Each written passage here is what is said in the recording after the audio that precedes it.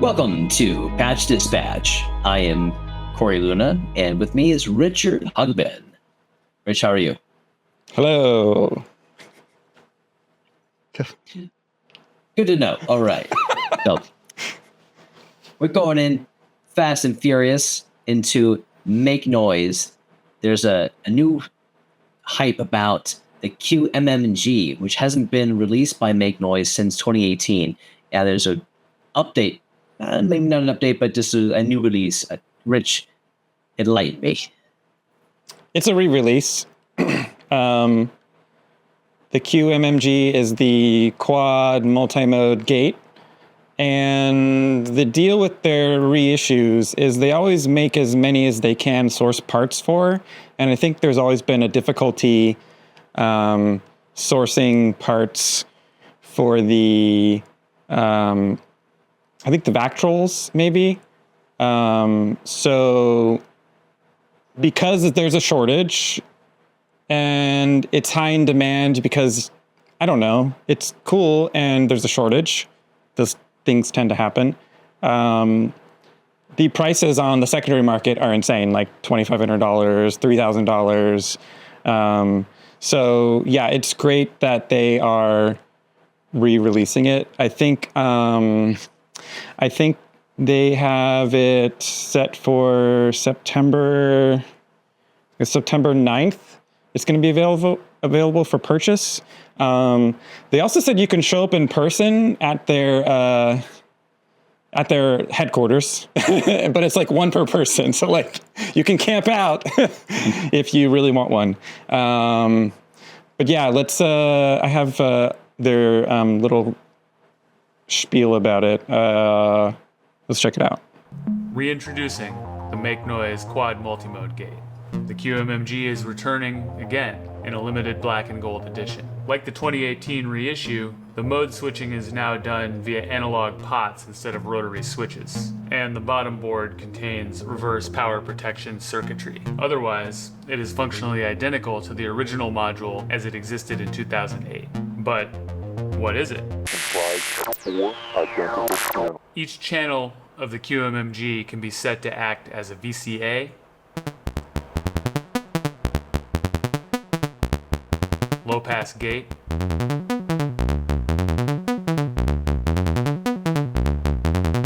low-pass filter,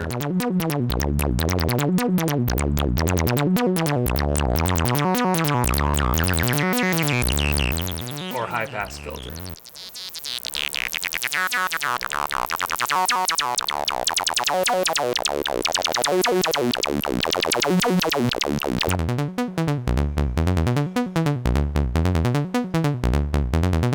The channels have independent outputs,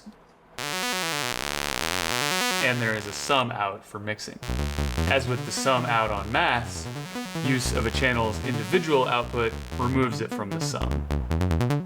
In fact, maths was originally designed to be a patch buddy for QMMG. That's a good point. Like, that's probably why people have been like, ooh, I need one of those. Because they were kind of designed, to work well with each other. So yeah. I'm sure for a lot of like Make Noise, enthusiasts, like it's maybe been a missing piece and they just don't want to shell out the $3,000, whatever, For a used one. Yeah. So are you sold? Well, if I can get a ticket to Asheville, North Carolina, no, there'll be some online. But wait, we're not going to the release? No. No. Okay.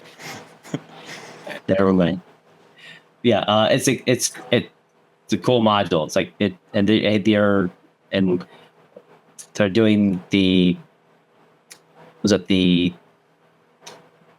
design by Tony, 2008. That's really cool. Yeah. Yeah. Yeah. I'm sold. Yeah. If I can get it, that would be cool. Like anyone who loves Make Noise, and that's one of the older older Eurorack companies. This is a great piece for anyone's collection. And if you've got, one of the, if you've got their rack for, the shared system, essentially, like the 7 UKs, basically, it would go great in there. Yeah, I wonder if it was originally in one of their, complete systems, and then they just phased it out because of parts. And that might have been why it was floating around on the secondary markets, and then they did a reissue, and anyways, cool. That's a good one. And, check it. Keep an eye out, early September for it popping up for sale. So. Yeah, that's a cool one. Speaking of cool gear, Microrack has a Kickstarter. If you haven't heard of them already, they're a French company. Rich and I got to chat with them at Super Booth back in May. Really nice guy, and he told us about the Kickstarter back then. And it's launched. They've already hit their limit, or not their limit, but their budget of like what they need to their goal to get everything made, which is awesome. So if you see it, please contribute to them. I love what they're doing. When we saw it in person, it was super cool. And I think it'd be great for more people to back this so that they can get a better production for everything, so that everyone gets a chance to get it out there, and that other people can maybe contribute. And maybe if you pick one up, maybe you can donate one to a local high school so the kids can start learning how to patch Eurorack on the micro format. Yeah, I think, one of their big things is making it affordable. So, obviously, like, not having things like front panels, and, it's mostly all analog. There's not a lot of digital, work and firmware that goes into it that takes a lot of time, and then it plugs into breadboards. So there's a lot of cost savings there. So, yeah, I mean, I think... for maybe education. I don't know if it's made it any easier as far as patching, but definitely probably more affordable to like get into. But yeah, cool. I'm glad they hit their Kickstarter goal. It's cool. They were really excited to show off what they had at Super Booth. So yeah. Yeah, and they're in the hallway in one of the buildings at Super Booth, which was unexpected. They were just one of those great companies that were just happening to be there that we were passing by one day. Yeah. And they were very nice, really accommodating, and I love their product. It's a really cool design. I love the idea of it. It's so fun, and it's a really great entry level for anyone, or even just like to practice around if you need something to just have it on your desktop and not take up a lot of space. Mm-hmm. Yeah. Very cool. All right. Now we're going to go into an album from one of our friends, Wabi Sabi. Put out an album called Rain recently. And he hit me up on about this recently, saying, hey, could you please mention this? And of course, anytime one of our friends has released an album, I'm always happy to mention it here on Patch Dispatch. Rain from Wabi Sabi out in Seattle, or Washington proper. This is a wonderful album for anyone who is nostalgic for anything that Vangelis did for Blade Runner. This is heavily in that genre of atmosphere, of landscape, of soundtrack that goes along with any cityscape covered in rain. And it's just gorgeous and beautiful. There's not enough I can say about how wonderful this album is. There's beautiful electronic sounds happening that you don't expect within the atmosphere of rain throughout the entire thing. You feel like you're walking in a cityscape like Seattle, walking through the rain, or LA when it's raining, when it happens to rain in LA. It's so cool. Just so happened that there was a a flash rainstorm in San Francisco for 30 minutes from like 9 a.m. to 10 a.m. this morning. It was crazy. I went out for pastries got my pastries at 9 o'clock, got home by like 9:15, and all of a sudden the rain just flooded the place. If you're in San Francisco, you'll know it was just pouring rain for 30 minutes. And then it was gorgeous outside. It got up to like 72 degrees in my apartment. It was ridiculous. Nice. But did you want to play a preview? Oh, yeah. Let's listen to the first track. It's so good.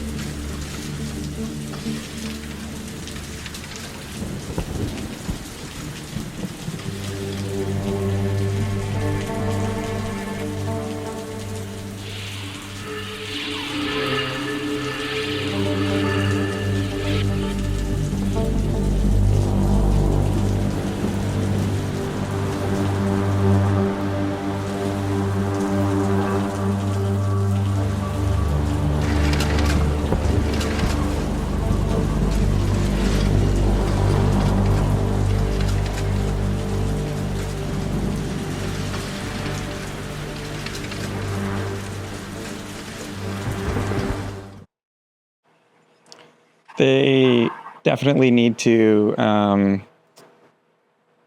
make one of those YouTube streaming videos that's like, you know, music to study by and put this on it. With like rain and like cityscape through the window, flying cars going by. It's definitely an album to, if you need to study and like listening to ambient music, instrumental, this is the album to listen to. There's a great description actually on the Bandcamp page for Wabi Sabi's Rain album. Let me read it to you. Living in an area of frequent rain, my ambiance is often accompanied by the sounds of gentle drizzles, patterings of a soaker, or by the thunderous cacophony of the occasional downpour. Each type of rain has its own characteristic sound, and each of these tracks contains a different type of rain. The fact that he's using a live recording of rain as the background influence for every track. And if you know Wabi Sabi's work, you know he's got just a passion for analog synthesizer sounds. Of course, there's some digitals in there, but it's so warming to listen to his productions. So I really love this a lot. Did they just get lucky with the rain in Seattle?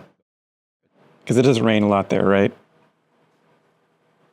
Well, maybe he had mail. What? But you didn't see You've Got Mail? I don't know, like 50 years ago, yeah. It's not that old. Sleepless in Seattle is more old than that. Okay. And the same cast. Cool. All right.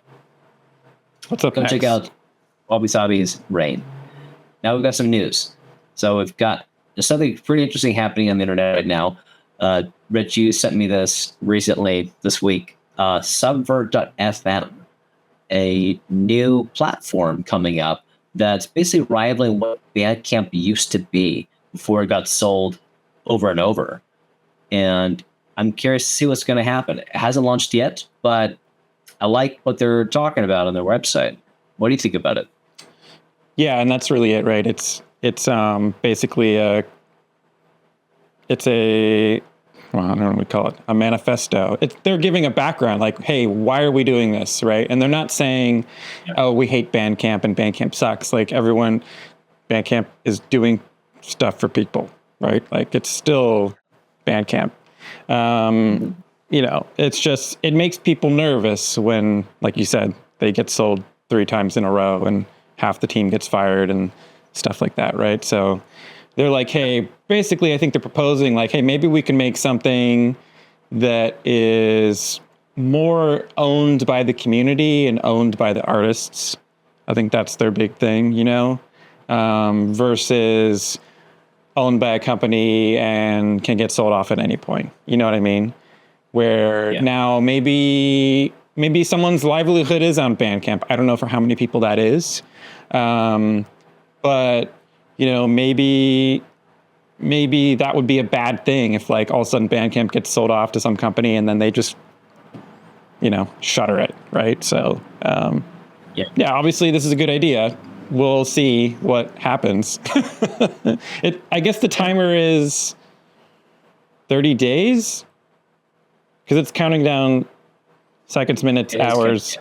Right. So I guess there's going to be either an update or a launch. We'll see.